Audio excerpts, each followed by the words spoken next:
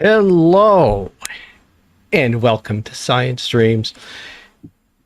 Today we have Becky Schnekser here, and I have been anxiously awaiting this meeting because we've been trying to plan it for not an entire year, 6 months at least. So, why don't you take a moment to introduce yourself, Becky, and who you are and what you do? Sure. So, hi everyone. I am Becky Schnekser, and we've been working on this for almost 6 months, or probably more, actually.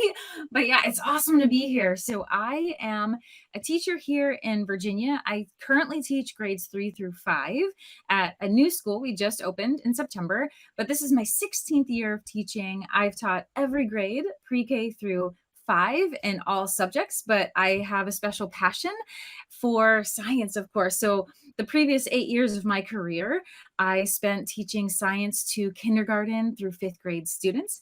I'm also a field scientist, so I go different places around the world, and I complete field studies, and I bring those expeditions and what we learn in the field, what I learned in the field, to students, especially at the elementary level, and then to other educators who are looking for experience in expeditions, or they're just interested in that experience and they want to bring it to life for their students. So that's a little bit about me. I love outdoor education. I have a current National Geographic grant to promote outdoor education called the Outdoor Education Collective. And last but not least, I also wrote a book, and this is what Scott and I have been connecting about. My book What? is I have a called copy too. That's Look, amazing. we're winning. Isn't that exciting? But yeah, I wrote a book about teaching science in a new way for elementary school students. And I guess saying teaching science in a new way probably isn't the best way to describe the book, but just promoting the teaching of science at the elementary level in an engaging and authentic way. That's probably a better way to capture the book than just saying teach it in a new way. And I think it's yeah. And Philip is here, and he is big into the outdoors. So I knew he would kind of be happy about the idea of outdoors in education, being an outdoorsy person himself. Uh, and he likes survival guides, hence why it's Eagle Scout Survival Tips. So it's great to have you here, Philip. Feel free to ask any questions. And one of the things I love about your book, and we can get into that right away, we'll talk about more later, is its focus on the littles, on the younger kids, because I find there's a lot of science books available for high school, college, even middle school, but somehow the younger grades get left out, and that's where it's the most important. And honestly, that's where they have the most curiosity and love of just being outside and having fun and being curious. Um, is that something you thought about when you were going through this process, that you're kind of like, there is a dearth of books, for elementary educators? Yeah, so a lot of those thoughts went through my mind. I started my teaching career as a fifth grade teacher. I had inclusion, so I had general education, special education all together.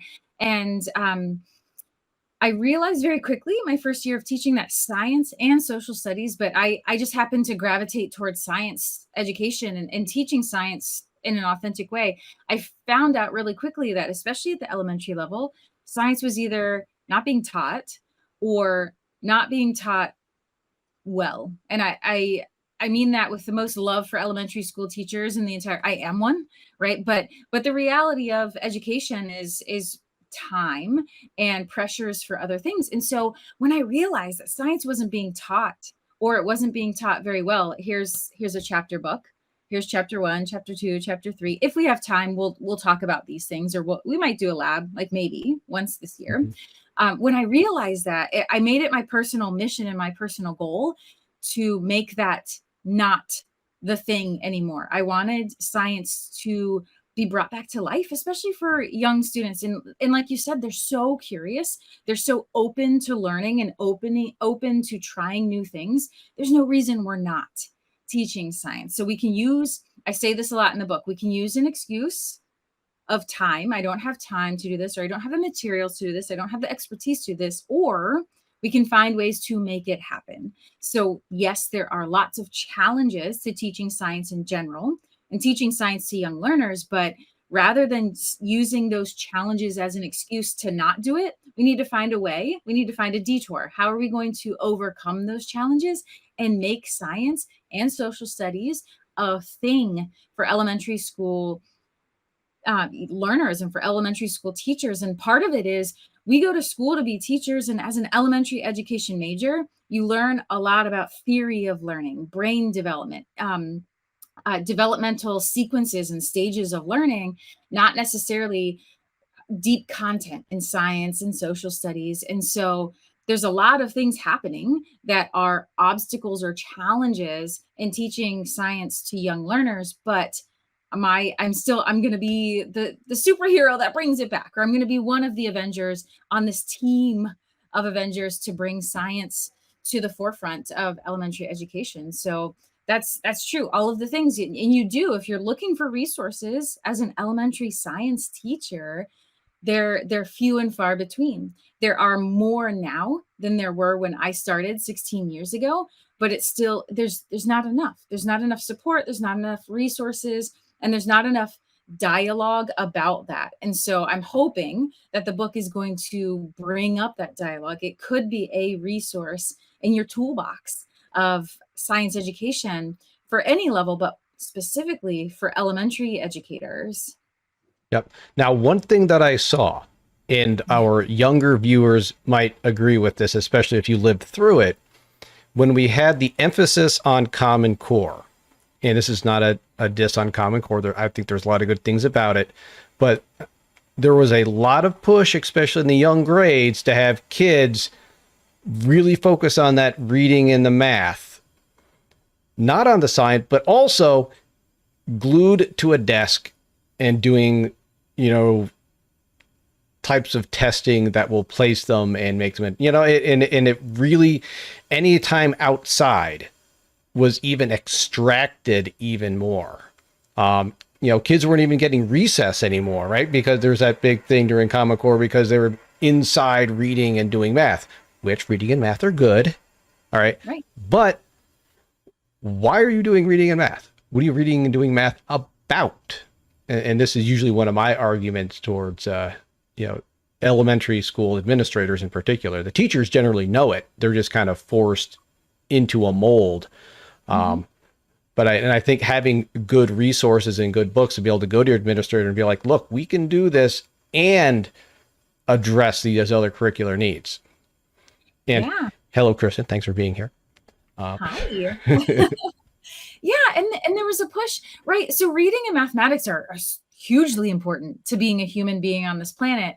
And there's a push, I feel, and I'll just speak from my experience. In my experience, the push for reading and math was also, well, during our reading time, maybe we can read about science, or during our math time, maybe we can incorporate science, when I feel like it shouldn't be a maybe, it should be a given. And also, I can teach science through reading and math, right? Science can come first. It doesn't have to be, let's read a book and then, oh, the book happens to be science. It doesn't have to be that force fit in that way. And that, I feel like I've got a lot of books up here that I want to write. And one of them is going to be, why don't we teach or social studies or science, right? Let's start with that. Let's start with the content. The big co-curricular piece. Right. Yes. Let's start with that content, that meat. Yep.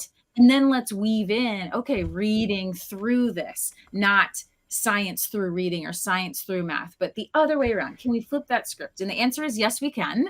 It just takes a systematic change, and it takes a little bit of a different way of thinking, but yes, we can. And yes, we should. So that's book number. No one steal that. Please don't steal that idea. But that's like book number 2 or 3. So, I don't know. And Philip mentions that, he's 18 now. He doesn't remember doing any labs in elementary school at all.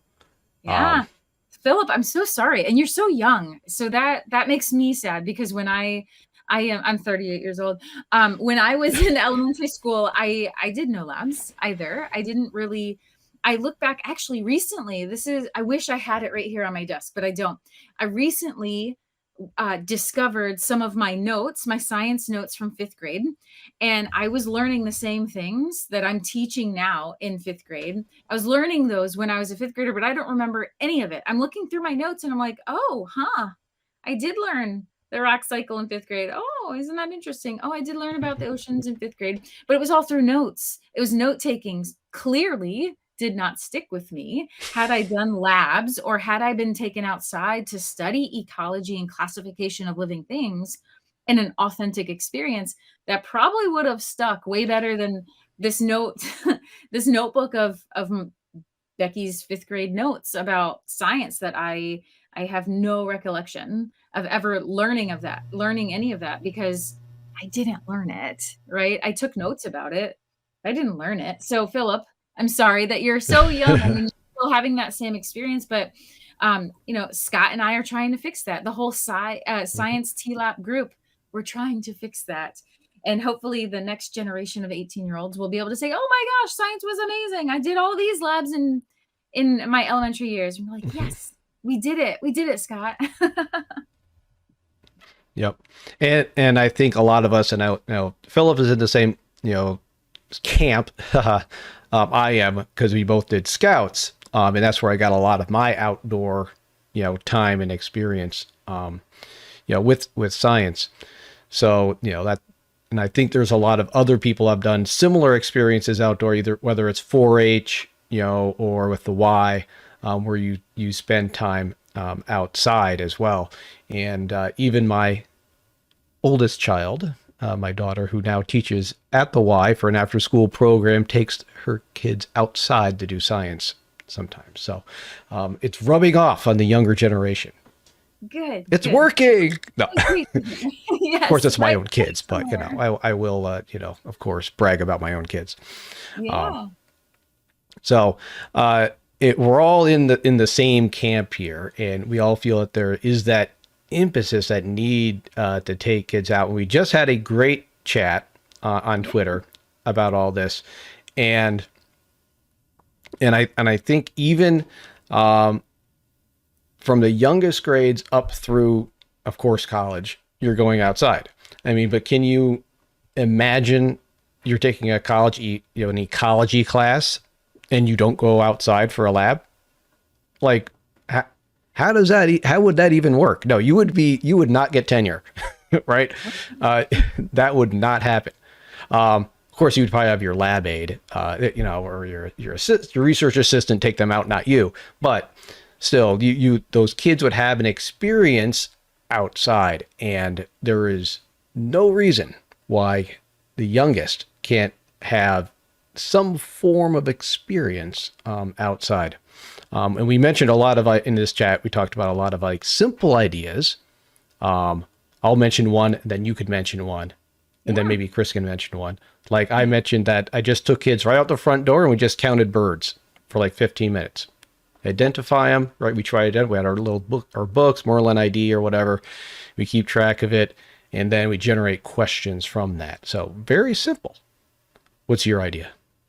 Yeah, so that I love that. And I mean the same thing. You could even I'm trying to give you an example, just taking a nature walk every single day. That's what I do with my explorers every single day. We take a lap around the building. And here's an excuse. I'm going to give you an excuse that people give often of why they're not taking students outside.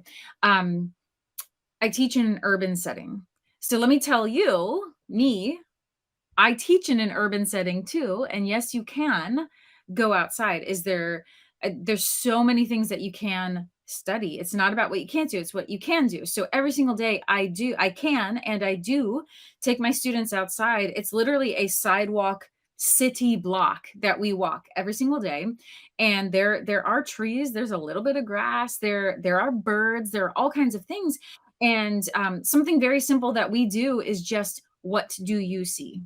And so for some students, it's, oh, they notice the birds, or I'm so proud of my explorers. They're finding the smallest things. We found some insect eggs a couple weeks ago, and we've been looking at them every single day. That's the first thing we run to is this crepe myrtle tree, little tiny branch the size of my finger, and there are insect eggs, hundreds of them.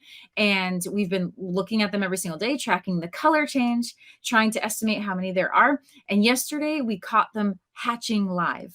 So during our nature walk, we saw them. I didn't notice at first. A student did. I didn't. An 8-year-old child, my young scientist, noticed that something was coming out of the eggs. I just thought they changed color and they were ready to hatch, but no, they were actively hatching. So something as simple as just taking a walk and seeing what you see. It could be as specific as you were talking about birds. How many Mm-hmm. birds do we see? What's the species of the Yep. bird? What questions do I have? What curiosities do I have? But it could also be super, super vague, super what do you see? Write it down. Count how many you see. We use Seek by iNaturalist to identify with Mm-hmm. my students. And that's what we do. Biodiversity surveys are some of the simplest things you can do through a window if it's not safe or you're not allowed to go outside, whatever the circumstances. If there's a window, you have literally a window to the outdoors and you can do these things.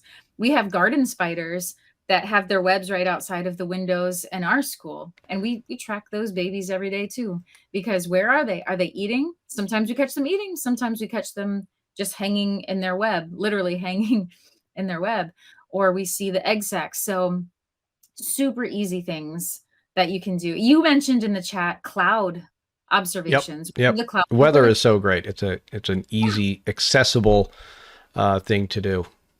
Yeah, super, super easy. You don't need fancy equipment. Just go out and look at the clouds.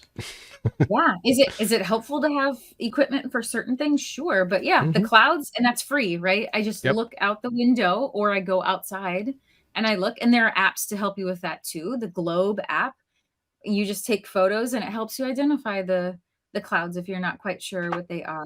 So yeah, super, super easy. We do water quality testing, which you do sometimes you need equipment for that, or you can just, what is the clarity of the water? Is it super clear? Mm-hmm. You could be very scientific or you could be very or less scientific, right? How clear is it? Is it yellow? Is it green? Is it some variation? Is it chartreuse? If you want to get specific in your colorations, you can Chartreuse water. exactly. What does it smell like, right? Is it viscous? There are all kinds of tests that you can do without equipment. Or does it taste, oh my gosh, we're not tasting water samples. Does it feel cold, or which sample feels cooler? Do they all feel the same? Do they all smell the same? Do they, all of these things. And what's living? Is there anything swimming in the water? Anything floating? Anything sinking? So, or when you take the water sample, do you see anything scurry away? Do all kinds of, these are super easy, non-instrumentation observations that you can make. Daily Science wants to know if you've ever sprayed spider webs with water to mist them so you could see them. No, I have not. We've observed them in the morning when dew is collected on them. I don't like to mess with anything. So no, we haven't, but I want to hear more about that. How do you do it, and how do you do it to keep the structural integrity of that web? I'm sure if it's a fine enough mist, it will not damage the web. Yeah, it won't. Yeah. Yeah. Does it anger the spider? But it sounds pretty it's good. Yeah, I'm wondering like if different spiders react differently to water hitting their web. Look, I mean, one of my favorite things as a kid was to just take an ant and then throw it in a spider web and see the thing come out and then it would like attack it. That was always fun. That Vicious. sounds awesome. Try it next time. Just water bottle spray, and yes, fine mist, of course. Doesn't bother anything as far as I know. Cool. So I there is so much science that we can do with kids at such a young age. And I even want to, hey, Nick, good to see you here. I want to mention that they're like, I do with some of my kids even sometimes, that there is the non-nature science, like how many cars go by at a single time, right? And making predictions and inferences about things that are not necessarily, nature, but are still science. because you're talking about being in an urban setting, there's plenty of other science that doesn't pertain to, birds or trees. There's plenty of science out there that pertains to, kids' lives, that might get them motivated to think scientifically about the world around them. Yeah, there's so many. I love that you were talking about cars because that's immediately what I was thinking. One of the rooms, actually the main room that if I'm indoors, that I spend time in with students is next to a busy street. And we are often distracted by the cars. But rather than seeing it as a distraction and closing the blinds, you take advantage of that situation, right? Are we going to count how many cars went by? What types of observations do we want to make? Are they cars? Are they trucks? Are they SUVs? Are they crossovers? Are they hybrids? Are they, what can we do? Or do we want to be super basic? Are there red cars, blue cars, silver cars, black cars? What data can you possibly collect there? You can also, if you have very little nature outside, and of course we're teaching natural sciences and not nature-based sciences as well. You can look at sidewalks, right? Cement, the composition of cement is different for different purposes in different regions of the world and different strategies. Interesting. Right? So parking lot versus sidewalk, accessible sidewalk areas versus non-accessible sidewalk areas. And what is the ratio to the solid block of concrete to where the cracks are, right? We always play the game. You can't step on the cracks, right? I think it's a very familiar game that adults and children all play when they're outside. But we can look at the ratio between that flat surface and then a crack. Is it always the same? Should we measure it? And what unit should we measure it? And by the way, as we're doing this, are there any signs of erosion or weathering of that concrete? And what is the grain size? Are they coarse grains? Are they fine grains? What color is that sidewalk? So all of these questions can pop in your head while you're walking outside. If it's a parking lot, is the parking lot color the same? Is the composition the same? Are the lines the same? Do you have those concrete, what are they called? Not bumpers, but barriers?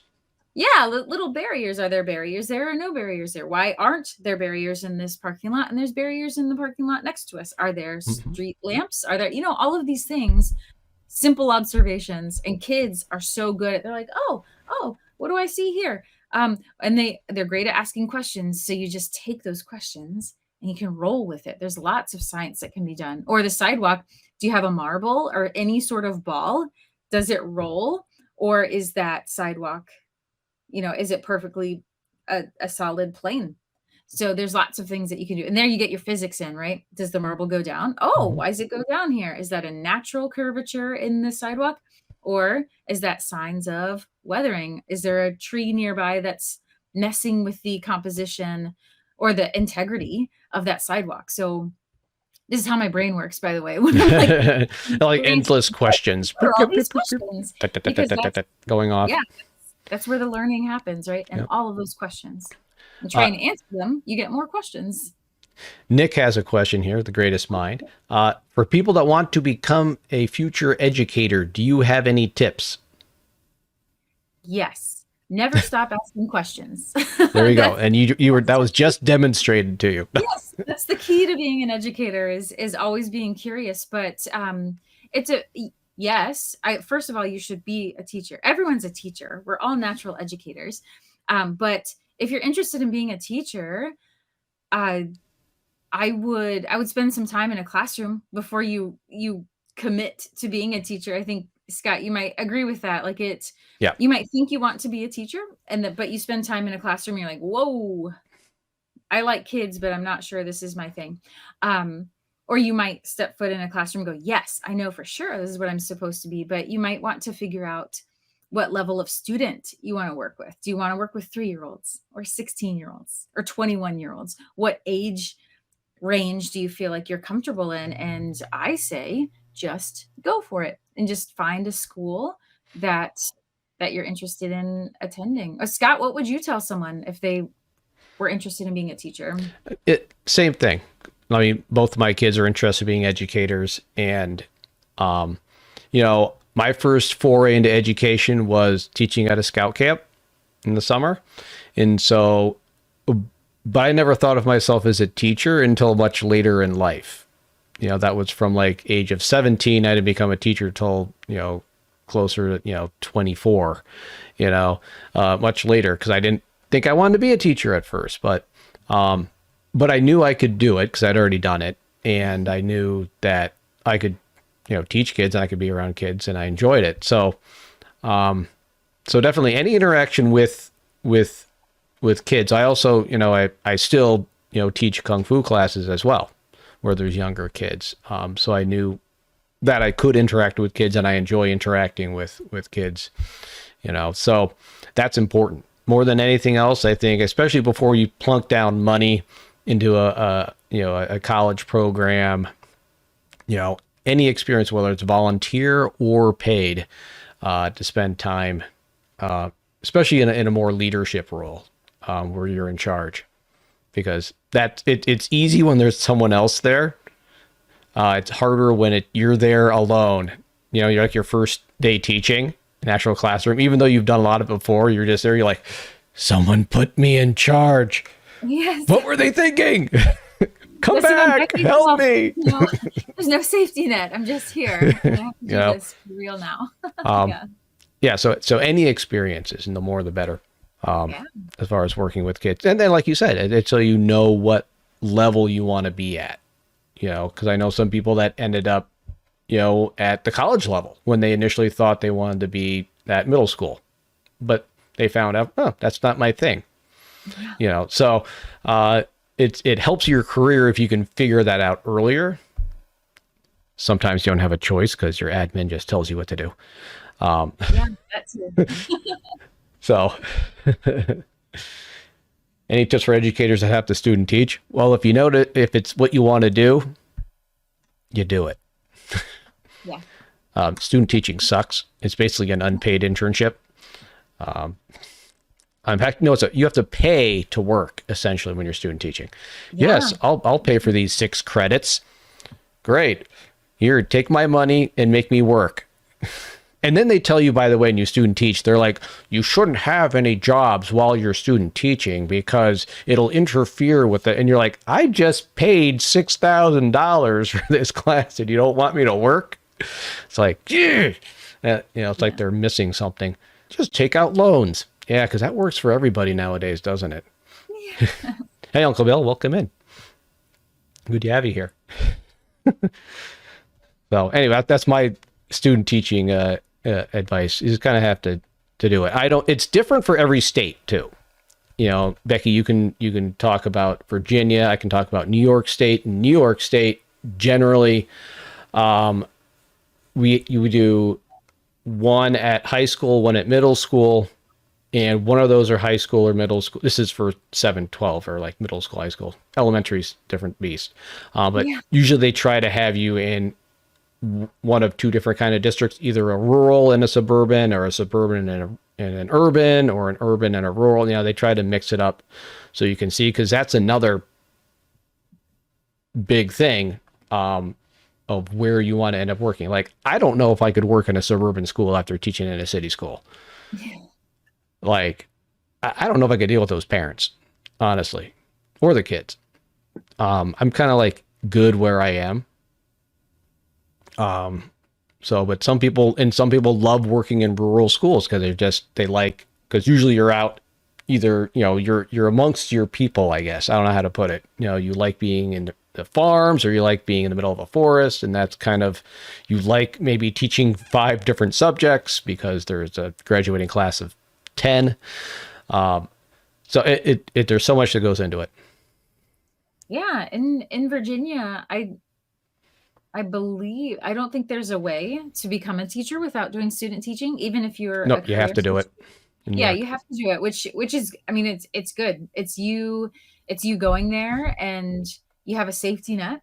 So in case, if things hit the fan, then you have someone to help you there and hopefully mentor you in a positive way. I've heard stories of not great mentors, but I think it's a meaningful experience. It's tiring, just like teaching is, but it gives you that baby step into what teaching is going to be like. I can't even imagine right now what it would feel like as a pre-service teacher trying to do student teaching during a pandemic. That's something I different. can't imagine. The It's gotta only be thing I can terrible. say is, it's not always gonna be like this. And it's not supposed to be like this, so hang in there, because if you can survive this, especially as a pre-service teacher, you're you're gonna be just fine when the world comes back to, just not having to worry about so many things. There's lots of things to worry about, but the pandemic has really,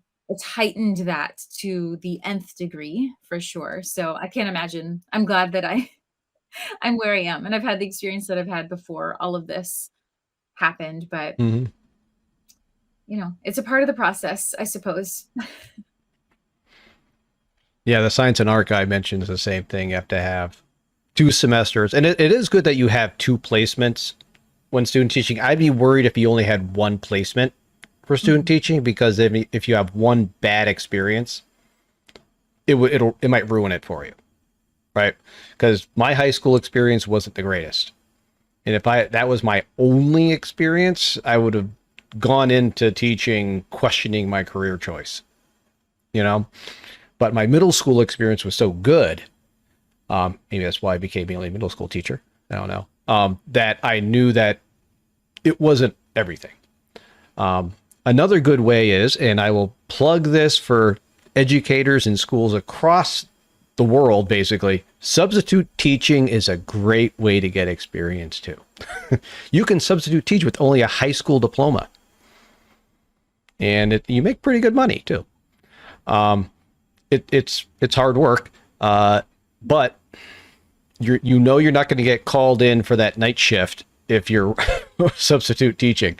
Your hours are those hours, so there are some benefits in that respect. So if you're interested at all, substitute teaching, we need substitute teachers. Please go to your local school district, Yeah, that's definitely true. or Yeah, if you and want to be that a bus driver, do that too. yes, yes, we need both. You could do both, right? So put your name on both of those areas in the help wanted section.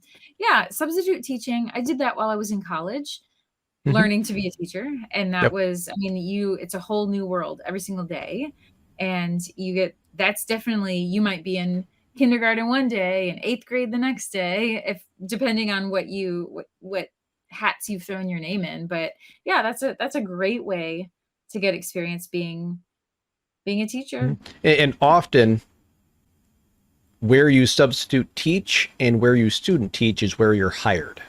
Hmm.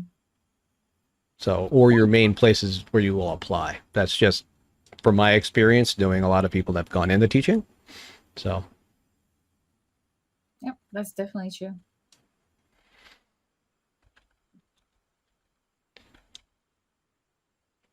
Nick, I sent out the link. You can go to the expeditionschnekser.com website, and all of her information is there. Oh, to connect with me? Of course. Yep. And I would love to connect with anyone. And this was Nick. Nick is Yep. is going to reach out. Awesome. I can't wait, Nick. Can't wait to hear from you. So, Nick is awesome. There you go. Cool. What does Nick do? What do you do, What's Nick? Nick's role in the world? Yeah.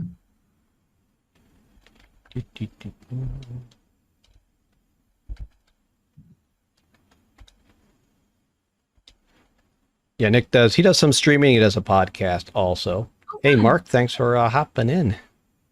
Hi. Hey, Marcus. Saw some of your tweets today, Marcus. They're kind of funny. Um, so I wanted to talk to you, Becky, a little bit about, you did a job change this past year, which to me is just crazy. So, tell us a little bit about the school you're at now, and kind of what kind of sets it apart, and how are you liking it? How's it going? Yeah, yeah. So global pandemic, and I I decided to hop over to another school.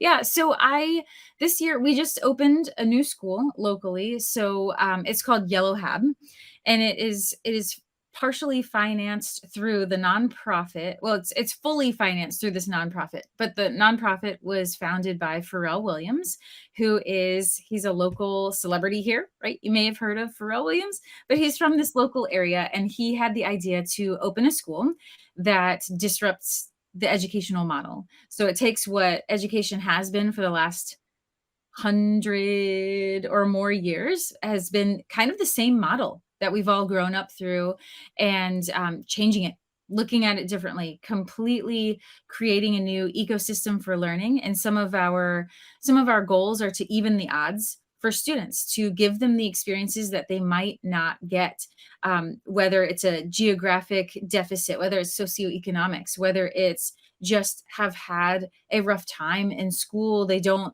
perhaps learn in the traditional way, or they need different opportunities in order to learn better. And so the school's called Yellow Hab, and we just opened in September. The day after Labor Day was our first day of school, and we spent the first whole month of school doing non-academic work, building our culture, getting to know we call them explorers, getting to know our explorers, and having our explorers get to know who we are, and intentionally spending time building a culture of celebration, a culture of failure, but failing forward, a culture of we will not let each other down, whether it's adult to student, student to student, or student to adult. But spending intentional time doing the things that we as educators know are so important, but due to other circumstances, we don't always get to do what we know is best. And this school allows us to do what we know is best every single day, starting with day one, and giving us the space and the opportunity to truly build a culture of acceptance and a culture of celebration, which I was talking about earlier. Yeah. I love it. This school, we have a global rollout plan in the next 5+ years. But right now, this initial school was created to serve low-income families in the local area of Norfolk, Virginia. And all of the families, any family that fit that criteria could apply to the school, and just a straight lottery system was used. So 40 random families were chosen to come to the school, and it's been absolutely amazing. We're already looking at the expansion plans for next year, and the next, like I was alluding to, or I think I just said, I wasn't alluding to anything. In the next 5 years, we have a global rollout plan that we have been active in creating right now. We have meetings to do all of that, but the school itself has been amazing. We just recently had student conferences, student and family conferences, which we all go through about this time of the year. And the feedback that we're getting from families is our students want to come every single day. Like, they want to come That's on great Saturday and feedback. Sunday. And this school truly is. You guys said it was going to be different, and we were on board, but it really is different. We see a difference in our child. We see a difference in what they come home and articulate to us. We see all of these differences. And so that's where it is. Building those relationships and moving forward, and not assuming deficits in learning. That's a big thing in the pandemic specifically, but just Hmm. in Yep. general, in low income areas, we just assume that, well, low income, they must be behind in education, but that's not true at all. And so we haven't approached anything from a deficit standpoint. We've been approaching it to, you were holding you to the standard until you show us that this isn't your standard. And guess what? They've all shown us the standard, and we're pushing forward. We didn't go back because we assume that we've lost this learning because of a pandemic or because your socioeconomic status. Like, that's not it. It Mhm. might be a thing for some populations or some areas, but we have not seen that as the truth for our community. So that's been beautiful to have this group of educators come together and build this and look to the future in what we're building further. We've gone on, in October alone, we went on 5 field trips. And so in September, we also, I need to go back and count how many field trips we've been on, but that's unheard of, right? Even in a normal school year, you're not going on 5 field trips in a month. Yeah, we haven't done field trips in a while. Yeah. So we're looking for those opportunities, and we are providing those opportunities for the students. No matter the challenge, we don't see them as challenges. We see them as perhaps detours or places that we need to navigate around in order to do what's right by all of our students. And so hopefully this ecosystem will be a model for future educational systems, not just within our community, but in education globally. We're looking to show that this can be done. And what's your excuse, right? This can be done. Come learn with us, come learn from us, and let's Wait a minute, though. change education. If you did a whole month of culture building, Yeah. how did you collect grades? Yeah, really great question. We don't have a grading system. We don't have a traditional grading system. All of our reporting is based on, well, our assessments are performance based. So students are showing us the application of skills rather than, there are no multiple choice tests at our school. There are no fill in the blank, true and false. None of that is happening. We did collect we put them through some initial assessment, diagnostic testing to see the skill levels. And that's another thing. I'm not teaching third grade math, fourth grade math, fifth grade math. I'm teaching 2 classes, 10 students each, and it's based on their skill. So traditional aged students in third, fourth, and fifth are mixed based on their skills. And that might change in the next unit. We might be moving on to geometry, and your skill set might change. So your grouping might change based on your skills. And all the reporting that we're doing back are anecdotal notes based on their performance in class. And really, I spend time individually with each of my students every single day, listening to their mathematical thinking, listening to their problem solving strategies. And then that's where I gather my formative data so that I can move on and challenge them in a new way. So, so I'm glad you brought up grades. We do not have ABCD. Yeah. We don't even have 4, 3, 2, 1. It's none of that. Mhm. It's not even proficient, mastery. It's none of that. It's purely anecdotal notes based on what we're actually seeing. So all qualitative, no quantitative. Correct. It sounds very similar to, I know, Finland gets a lot of credit for their education system. It sounds very similar into the way that they distribute students within a class, as far as not by grade level, but by skill level. So that's what made me think of that.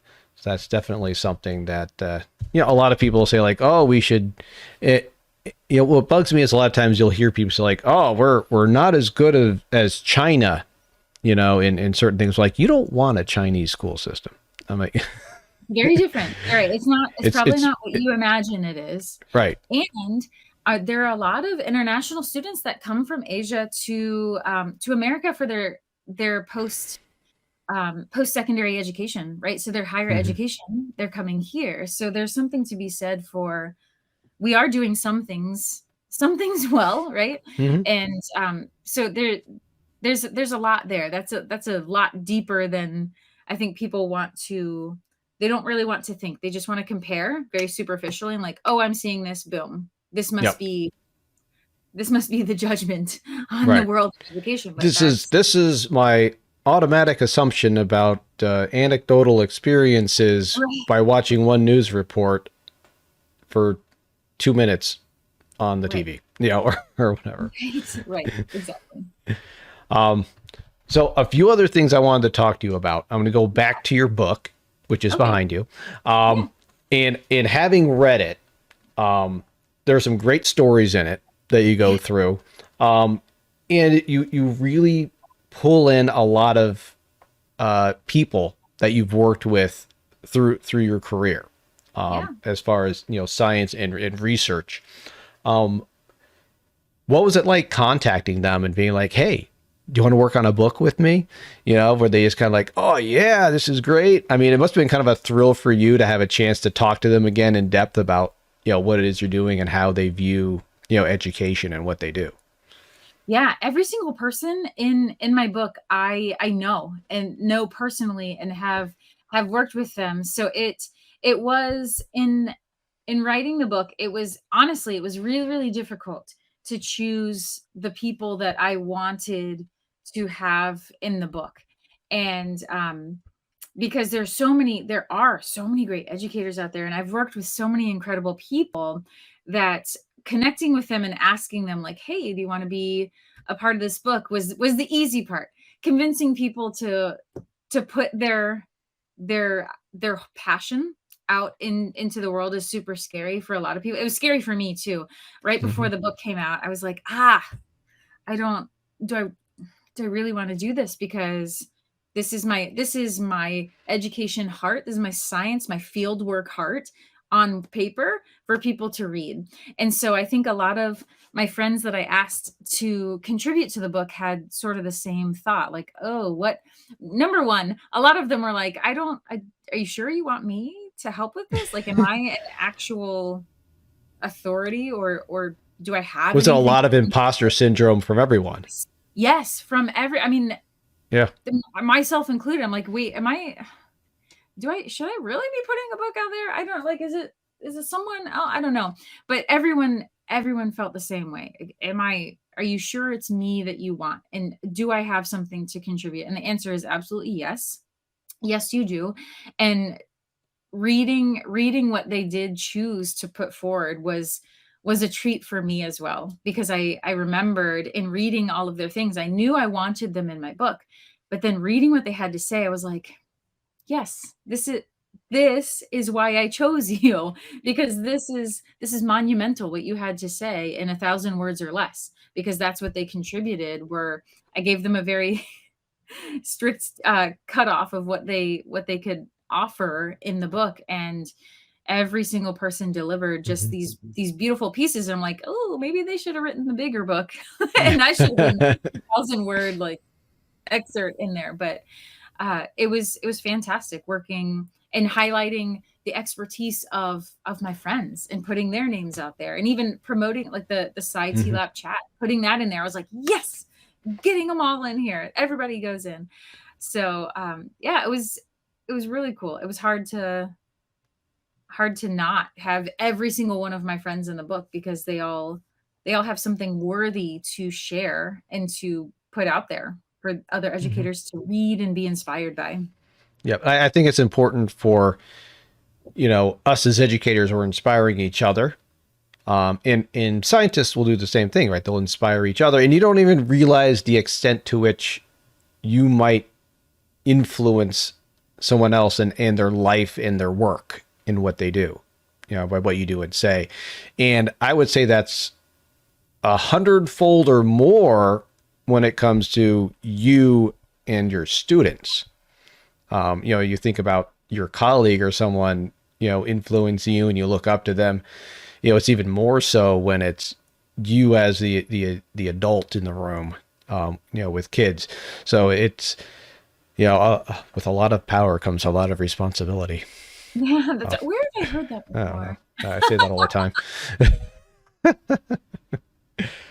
But yeah, if you're an educator and you didn't have the book yet, get the book. I don't know what you're waiting for. Um, Ah. Especially if you're an elementary educator in particular. Um, And for nothing but the artwork, like this is one of the most beautiful books I've ever seen. And I am a little biased, right? Because it's my book. But oh my gosh, look at that art. That's amazing. yep. Super, super cool. And I will also add, and this is not a diss on the other uh, Dave Burgess authors, but this is one of the better written books that I've come across of his in a while. It got a little bit stale there for a little bit, and this one was a much better read.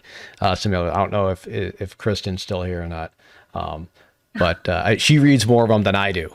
Uh, so, but it's definitely, as far as it does meet the one of my requirements for a Dave Burgess consulting book, of not being heavy on the research, but being heavy on the inspiration.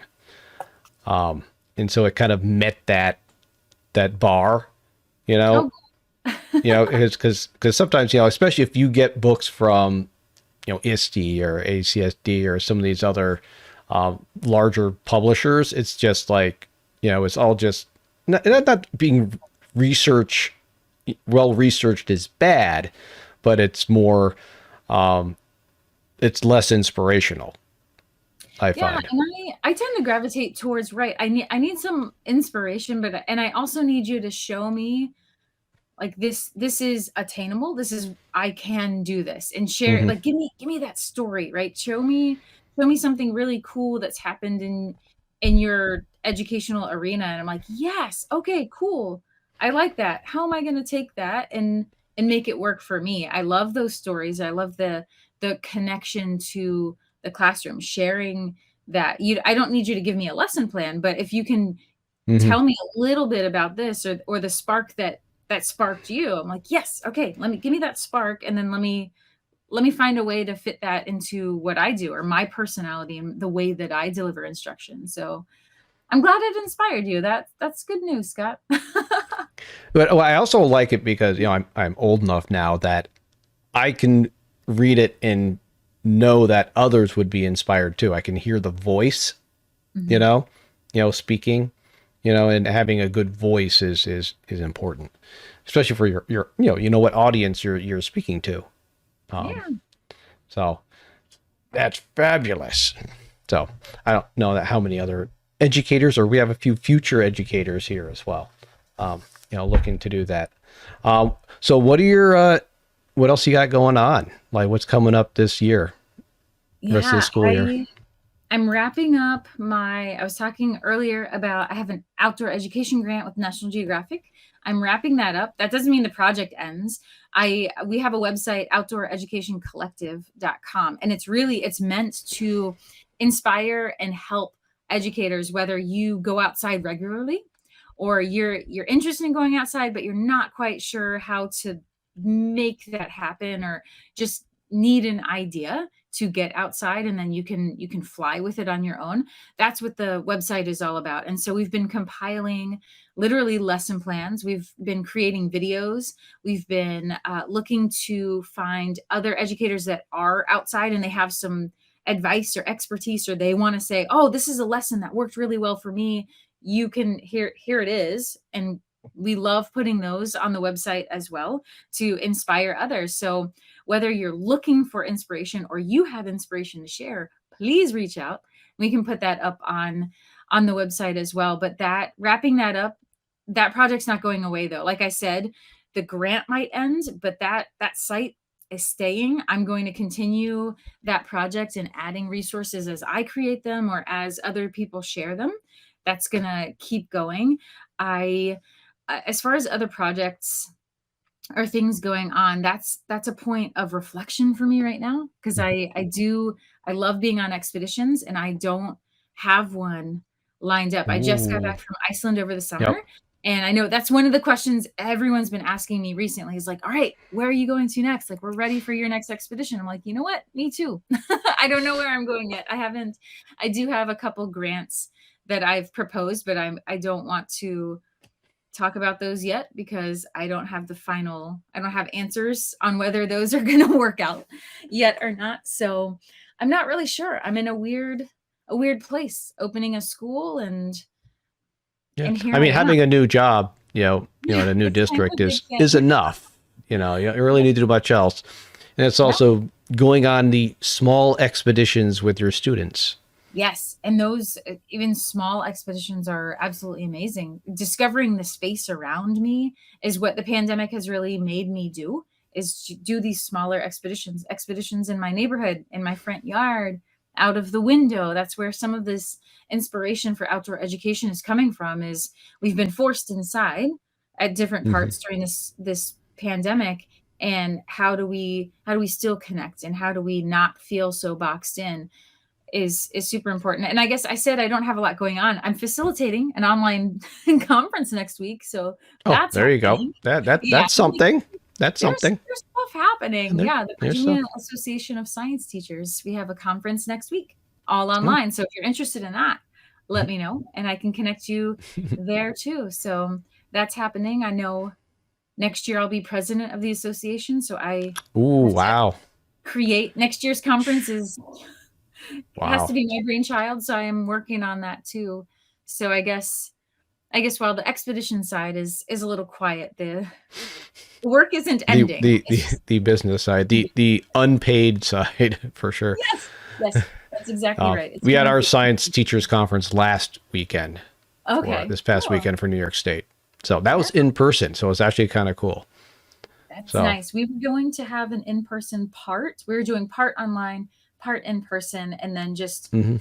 Virginia is not looking so great. So we pushed everything's online this year. Yeah, ours was good. You had to have proof of vaccination um, to go. So, Yeah. but That's it was fun. that's It was cool just to like see people, and, you know, see people in real life, and have conversations with them. Um, so, and I am for planning. We might do a family trip down to Williamsburg, Virginia again this oh my gosh. If you do that, you have to let me spring. know. That's So I'll down the definitely street. let you know. Yeah. So it's a possibility. Our kids like it there. They're you know they enjoy themselves when we go down there. There's amusement parks and everything else. So and they like the history. So Huh. so it's always it's a possibility for spring break. It, Daily Science, I've seen you at least once in the past year in person. So that's something. I'll probably get back out to Massachusetts again this spring. Maybe not this winter for sure, but this spring I'll probably get out there. Yep. Yep. So plenty of stuff going on in my world. I got two bit. Oh, I have surgery on Friday, everybody, in case you didn't know. I read that, So right? there'll be And you no stream on Friday. I don't know if I'll be able to stream on Sunday because, as I mentioned, I stream from the basement and there are stairs. With an ACL surgery, I'll have to scoot my butt down the stairs in order to get down here. So it could be challenging. I don't know. So hopefully it will be a fast recovery.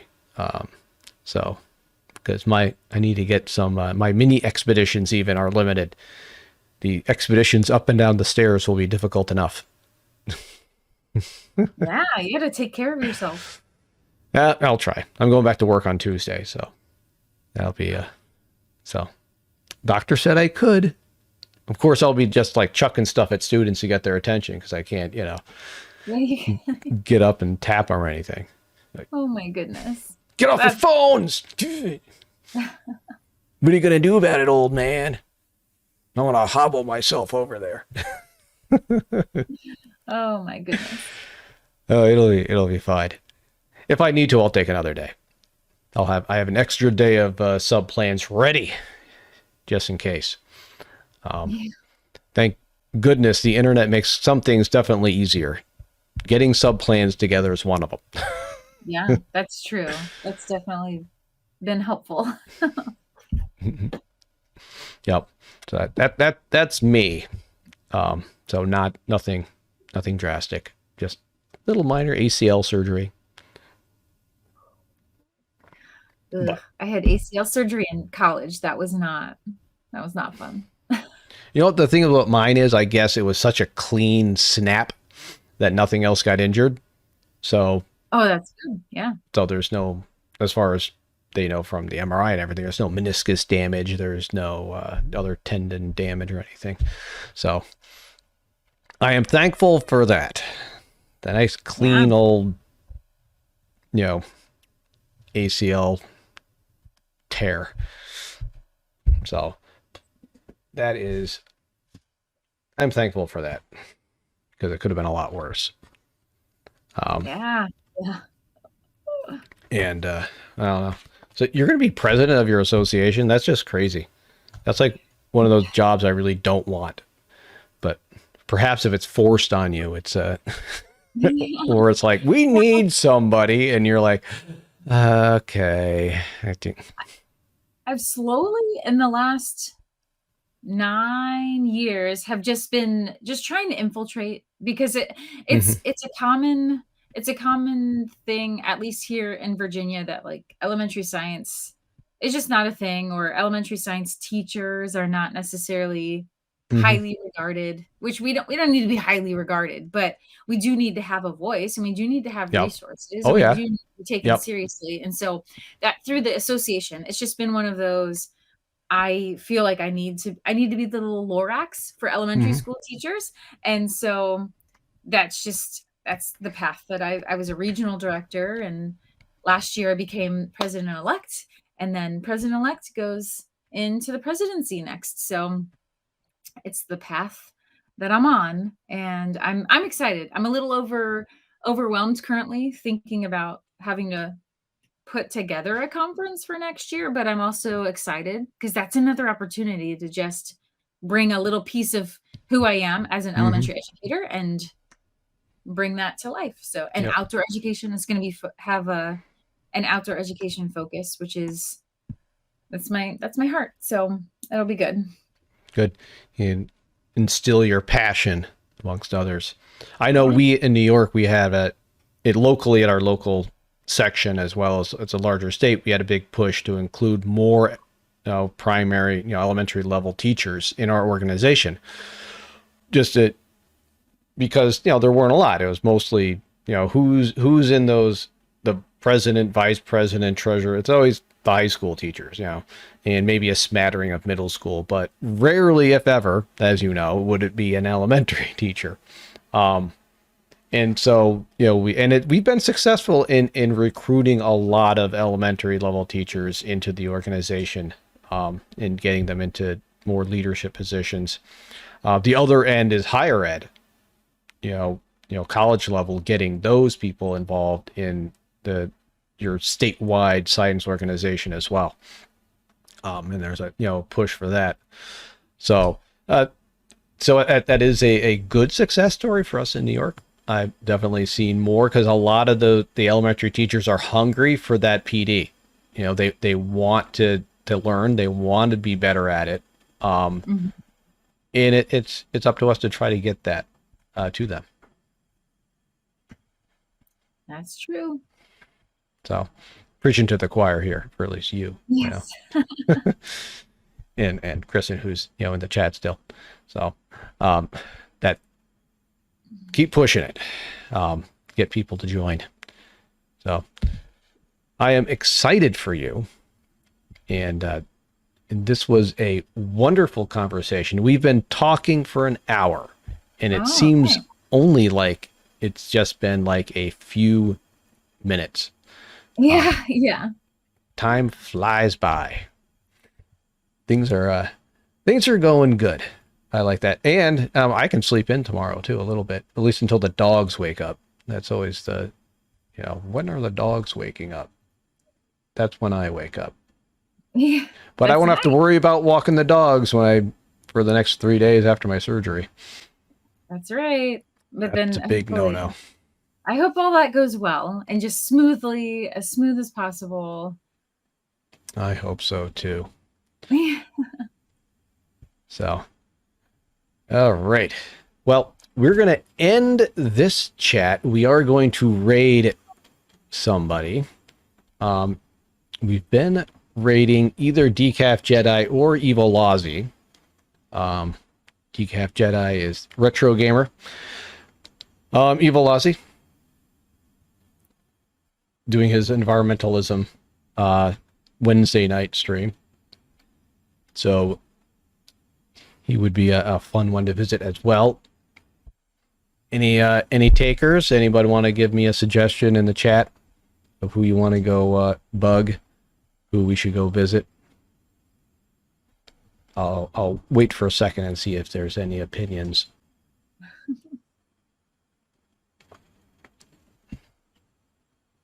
You're in the Evil Ozzy stream already? Okay. I can easily stop by there. That's where we usually raid. Roll dice. We can roll dice too. Do a roll d6. I'll just have it go down my feed of different streamers here. I have a bunch on here right now we could go to. Natty says roll dice. Uncle Bill says Evil Ozzy, because he's in that stream already. All right. We are just going to go visit Evil Ozzy, I think. So that seems to be the voted choice. Environmental sensationalism and doomer stream. It's usually the gloom and doom. That's sometimes I do a news stream on Sunday mornings. We go through science news, and often it goes to environmental issues where we just see how screwed we are, which is unfortunate, but hence the way of the world right now. So let's see. Let's rate a channel here. Let's go Ibulazi. There he goes. And thank you everyone for being here. I appreciate your great questions and your participation in this wonderful chat. And Becky, thank you so much for being on here and all that you do for other educators and the students that you are educating. It's appreciated. Well, thanks for having me. Super fun.